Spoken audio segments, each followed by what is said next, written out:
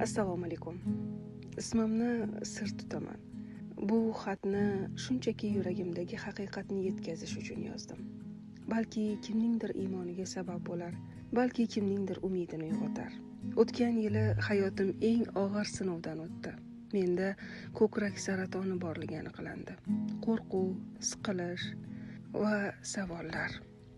Davolanishni boshladim, ammo vaqt o'tib ahvolim yanada og'irlashdi. Yanvar oyida limfa tugullari paydo bo'ldi. Yurishga ham holim qolmadi.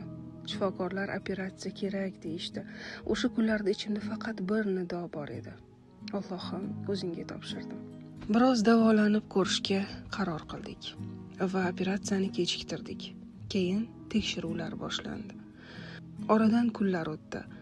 Ko'zlarim qorong'ilashdi, hushimni yo'qotdim. O'zimga kelganimda esa hayotimni butunlay o'zgartirgan haqiqatni bildim. Men homilador ekanman. Shundan so'ng davolanish rejasi ham butkul o'zgartirildi. Ba'zi muolajalar to'xtatildi. Vaqt o'tdi. Sinovlar davom etdi, ammo yuragimda bir ishonch bor edi. Shifokorlar qayta homilani oldirib tashlashimni aytishdi. Lekin men bunday ishni qila olmasdim. Qarshiligimni bildirdim va bir necha oy o'tgandan so'ng farzandimni dunyoga keltirdim.